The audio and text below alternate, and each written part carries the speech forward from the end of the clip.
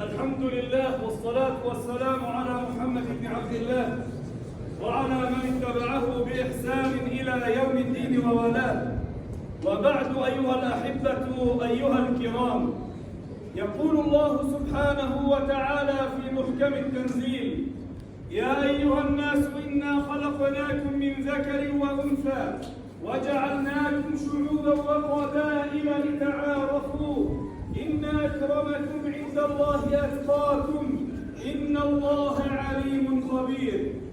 ويقول الله سبحانه وتعالى في محكم التنزيل: والله جعل لكم من أنفسكم أزواجا وجعل لكم من أزواجكم بنين وحفدة ورزقكم من الطيبات أفبالباطل يؤمنون وبنعمة الله هم يكفرون.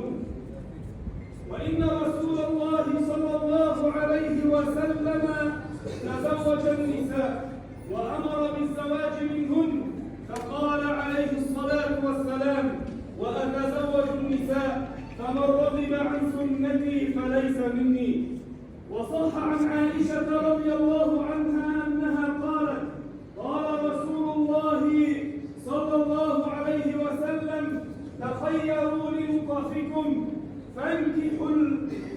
فانكحوا الأكفاء وانكحوا يعني مثل ما قال رب زحزحهم وأوصى رسول الله صلى الله عليه وسلم فقال: يا معشر الشباب من استطاع منكم الباءة فليتزوج فإنه أغض للبصر وأحسن للفرج، فمن لم يستطع فعليه بالصوم فإنه له وجاء.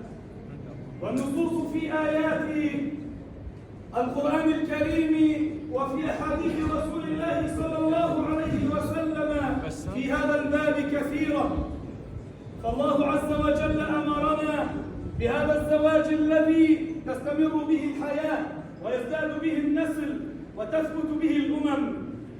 أيها الكرام، ونحن في هذا الديوان العامر بأهله قد اجتمعنا تحفنا بإذن الله عناية الرحمن، ويتقدمنا العم الحاج عدنان محمد علي حامد أبو نضال من جهة، وسائر إخوانه وأبنائه ومحبيه وأقاربه، والعم أبو جلال خير الله خزنة، وسائر إخوانه وأبنائه ومحبيه من جهة أخرى، حتى نشهر عقد قران الشاب الطيب الأليم محمد نجل العم أبو نضال على يد الآنسة الكريمة القصان هبة كريمة العم أبو جلال، على ما اتفق عليه الطرفان من مهر، سائلين الله عز وجل أن يوفق هذين الزوجين لما فيه الخير والمنفعة، وأن يجمع بينهما على الهدى إن شاء الله، وأن تحفهما عناية الرحمن. ونقول لهما كما قال الحبيب المصطفى صلى الله عليه وسلم: بارك الله لكما وبارك عليكما وجمع بينكما في خير إن شاء الله. وعلى نية التوفيق نقرأ الفاتحة.